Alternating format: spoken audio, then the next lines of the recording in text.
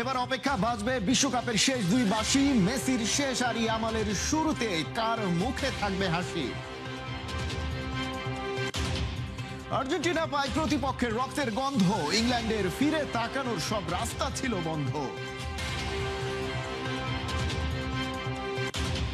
ফাইনালে উঠেও এক বিন্দুতে মিলল বাংলাদেশ আর্জেন্টিনা। বুয়েনোস এইরেস যেন পদ্মা মেঘনারী মোহনা।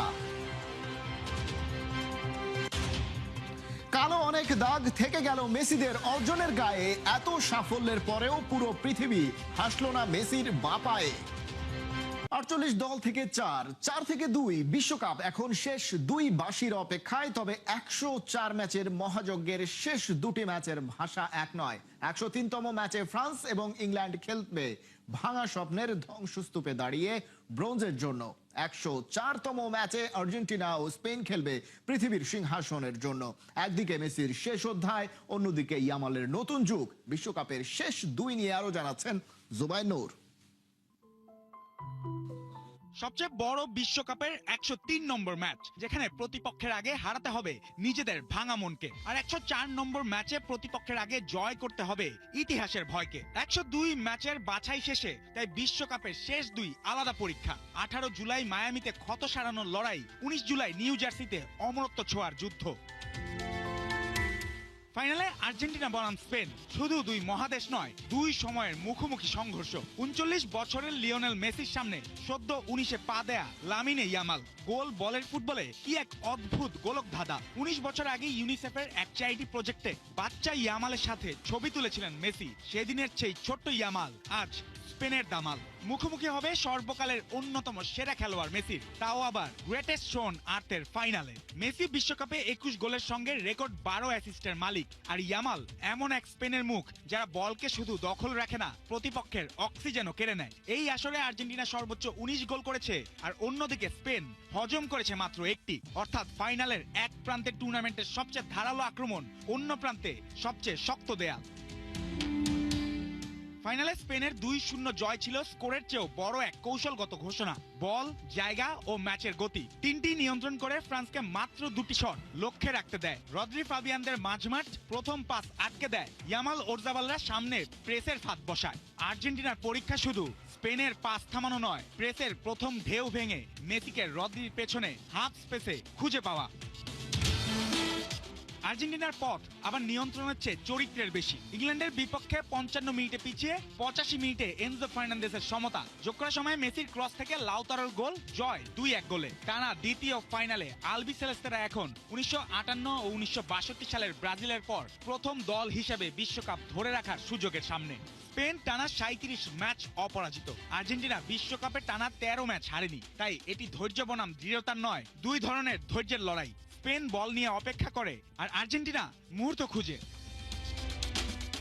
তার আগে মায়ামিতে তৃতীয় স্থান নির্ধারণী ম্যাচ ফ্রান্স বনাম ইংল্যান্ড। ফ্রান্সের সামনে প্রশ্ন, স্পেনের প্রেসের নিঃশ্বাস হারানো এমবাপ্পে দেম্বেলেরা কত দ্রুত আক্রমণের ছন্দ ফেরায়। ইংল্যান্ডের সামনে প্রশ্ন, ফাইনাল থেকে 5 মিনিট দূরে থেকেও ম্যাচ ধরে রাখতে না পারার ক্ষত তারা কতটা সারতে পারে। ইংল্যান্ড এগিয়ে গিয়ে নিচে নেমে ভুল করেছে, ফ্রান্স বল না পেয়ে অদৃশ্য হয়েছে। ব্রোঞ্জের লড়াই তাই যে দল আগে ভয় ঝরে সামনে চাপ দেবে, ম্যাচের নিয়ন্ত্রণও তার হাতে যাওয়ার সম্ভাবনা বেশি। 103তম ম্যাচ একটি দলকে সান্ত্বনা দেবে, অন্যটি দেবে চতুর্থ হওয়ার শূন্যতা। কিন্তু 104তম ম্যাচে সান্ত্বনার কোনো জায়গা নেই। সেখানে একটি দল ট্রফি তুলবে, আর অন্য দল বুঝবে 104 ম্যাচের পৃথিবী পেরিয়েও ইতিহাস কখনো কখনো মাত্র এক গোল দূরে থেমে যায়। আটলান্টায় এক মহাকাব্যিক লড়াই, একদিকে ইতিহাস আর অন্যদিকে আত্মমর্যাদার ফাইট। ইতিহাস গড়ে ফাইনালের টিকিট কেটেই জয়ের রহস্য নিয়ে হাজির মাস্টারমাইন্ড লিওনেল স্কালোনি। আমরা রক্তের গন্ধ পাই, তারপর ঝাঁপিয়ে পড়ি। স্কালোনির এই স্বীকারোক্তিই যেন বলে দেয় আর্জেন্টিনার জয়ের রহস্য। আর মেসির ভাষায় এই দল কখনো হাল ছাড়ে না। দুই লাইনেই লুকিয়ে আছে সেমিফাইনালের পুরো গল্প। এবার মিশন কোয়াড্রুপল, বিস্তারিত তাজিম খন্দকারের রিপোর্টে।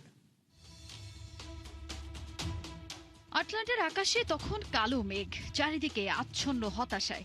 জয়ের সুবাস তখন ইংল্যান্ডের ডেরায়। 55 মিনিটে এগিয়ে গেল থ্রি লায়ন্স। থমাস টুখেলের তখন রক্ষণে তালা ঝুলিয়ে ফল ধরে রাখার খেলা। কিন্তু কথায় আছে না, কুমিরের পিঠে উঠে নদী পার হওয়া যায় কিন্তু মাঝপথে নামা যায় না। ইংল্যান্ডেরও দশাটা হয়েছে তেমনই। ইংল্যান্ড থেমেছিল, আর সেই থেমে যাওয়াই যেন কাল হয়ে দাঁড়ালো। ইংল্যান্ডের সেই সুযোগের জন্য রীতিমতো ওত পেতেছিল আলবিসেলেস্তেরা। ঝোপ বুঝে কোপ মারতে তো আবার পটু মাস্টারমাইন্ড লিওনেল স্কালোনি। তাই এক গোল হজমের পরেই সুযোগের অপেক্ষায় ওরা। প্রতিপক্ষের রক্ষণকে ফাঁকি দিয়ে প্রথম গোলের সময় অতীত নাড়া দিল স্কালোনির বুকে। ম্যাচ জয়ের পর স্বীকারও করলেন অকপটে। বিশ্বাস, ধৈর্য আর সাহস, এই 3 অস্ত্রেই আবারও অসম্ভবকে সম্ভব করল স্কালোনির দল। কোপা আমেরিকার রাজা, বিশ্বকাপের চ্যাম্পিয়ন, এবার টানা দ্বিতীয় শিরোপার দুয়ারে দাঁড়িয়ে আর্জেন্টিনা। প্রতিপক্ষ যখন একটু দ্বিধায় পড়ে তখনই আমরা রক্তের গন্ধ পাই, আর তখনই ঝাঁপিয়ে পড়ি। এই দলের সবচেয়ে বড় শক্তি প্রতিকূল পরিস্থিতিতেও লড়াই চালিয়ে যাওয়া। এই দল আমাকে বারবার বিস্মিত করে। আমরা সবসময় নিজেদের সর্বোচ্চটা দেওয়ার চেষ্টা করি, এটা অহংকার নয়, কিন্তু এই দল সত্যিই অনন্য। স্কালোনির কথাই যেন ম্যাচের চিত্রনাট্য। 85 মিনিটে লিওনেল মেসির নিখুঁত পাস, এনজো ফার্নান্দেজের বজ্রগতির শটে সমতা। তারপর যোগ করা সময় আবারও মেসির জাদুকরী ডেলিভারি, আর লাউতারো মার্তিনেজের হেডে ইংল্যান্ডের বুক চিরে উল্লাসে ফেটে পড়ে আর্জেন্টিনা। শেষ হাসিটা হাসলো আলবিসেলেস্তেরাই। এই ম্যাচ যেন আস্ত এক ইতিহাসের পুনরাবৃত্তি, আর নেতৃত্বে সেই চিরচেনা মেসি। বয়স বাড়ছে, কিন্তু বড় ম্যাচে তার প্রভাব যেন সময়কেও হার মানাচ্ছে। এই জয়টা আমাদের সমর্থকদের জন্য সবচেয়ে বিশেষ। ইংল্যান্ডের বিপক্ষে সেমিফাইনাল জিতে আবার বিশ্বকাপ ফাইনালে ওঠার অনুভূতিটা অন্যরকম। এই দল কখনো হাল ছাড়ে না। আমরা শেষ পর্যন্ত চেষ্টা করেছি, ওদের নিজেদের অর্ধেকেই আটকে রেখেছিলাম। আমরা বিশ্বাস করেছিলাম নির্ধারিত সময়েই ম্যাচ জিততে পারবো। সামনে আর একটা মাত্র ধাপ, প্রতিপক্ষ স্পেন। একদিকে ইউরোপের সেরা, অন্যদিকে বিশ্ব সেরার মুকুট ধরে রাখার লড়াই। দ্য ফাইনাল কাউন্টডাউন শুরু হয়ে গেছে। শিরোপা উঁচিয়ে ধরার অপেক্ষায় এবার লিও মেসির আর্জেন্টিনা। বিতর্ককে সঙ্গে করে ফাইনালে পৌঁছে গেছে লিওনেল মেসির আর্জেন্টিনা। ফিজিক্যাল ফুটবল থেকে মেসি মোমেন্ট, ইংলিশ ডমিনেশন থেকে শেষ সময়ে লাতিন জায়ান্টদের কামব্যাক, কোনটা ছেড়ে কোনটা উঠে আসবে আলোচনায়, সেই দ্বিধায় ভুগছে পৃথিবী। তবে দিন শেষে রেকর্ড আর বিতর্ক কোনো কিছুই যেন LM10-এর পিছু ছাড়ছে না। রিপোর্টে বিস্তারিত। ফাইনালের আগে এখন পর্যন্ত VAR থেকে কোনো সিদ্ধান্ত আর্জেন্টিনার বিপক্ষে যায়নি। একটাও না, মানে সত্যি একটাও না। এসব নিরেট তথ্য কোনো কনস্পিরেসি থিওরি নয়। VAR আর্জেন্টিনাকে বাঁচিয়েছে, কেবল মারেনি। আলবিসেলেস্তেদের প্রোটেকশন হিসেবে কাজ করেছে। উপহাস করে কেউ কেউ তাদের আর্জেন্টিনা বলছেন, আর সেটা লেখা টি-শার্ট পয়সা দিয়ে কেনাও যাচ্ছে বাজার থেকে। 2026 বিশ্বকাপে VAR এর কাছ থেকে সবচেয়ে বেশিবার সুবিধা পাওয়া দলটা আর্জেন্টিনা। এখানেই শেষ না। নিজেদের শেষ 12 বিশ্বকাপ ম্যাচে 8টি পেনাল্টি দেয়া হয়েছে আর্জেন্টিনাকে, যা বিশ্বকাপের ইতিহাসে পায়নি কেউ। আল জাজিরা প্রশ্ন তুলছে, এটা কি ভাগ্যের খেলা, নাকি সত্যি আর্জেন্টিনার প্রতিপক্ষরা নিজেদের ডি বক্সে ওদের সবচেয়ে বেশি ফাউল করেছে? 12 বিশ্বকাপ ম্যাচে সর্বোচ্চ পেনাল্টি পাওয়া দলগুলোর মধ্যে লিওনেল মেসিদের চেয়ে একটা কম 7 পেনাল্টি পেয়েছে স্পেন আর নেদারল্যান্ডস। তবে সেসব এখন ইতিহাস, আর শুধু আর্জেন্টিনাই বর্তমান।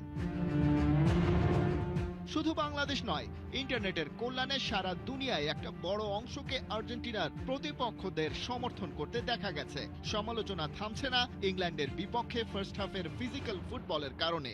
এখানেও টেনে আনতে হচ্ছে পুরো টুর্নামেন্টের রেফারির রিঅ্যাকশন।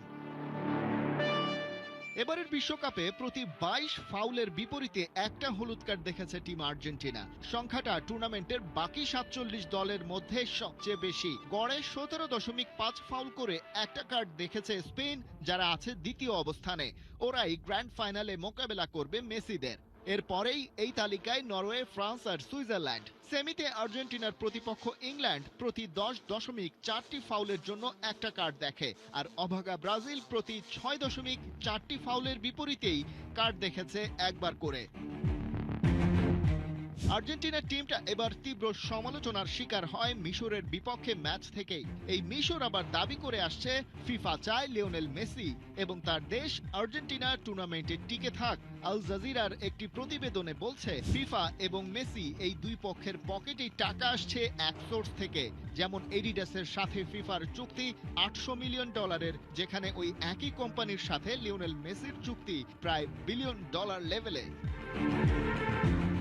মেসি যতই জিতছেন ফিফার পকেট ভারী হচ্ছে ততই। ফোর্বস ম্যাগাজিন জানাচ্ছে আর্জেন্টিনা সেমিফাইনাল জিতে স্পেনের বিপক্ষে ফাইনাল কনফার্ম করার পর মেটলাইফের এভারেজ টিকেটের দাম উঠে গেছে $11,327। আমেরিকার ইতিহাসেই কোনো স্পোর্টস ইভেন্টের এভারেজ দাম এত ওঠেনি। গেল আসরের সুপার বোল NBA ফাইনালের এভারেজ টিকিট প্রাইস এর আগে দখল করে রেখেছিল জায়গাটা।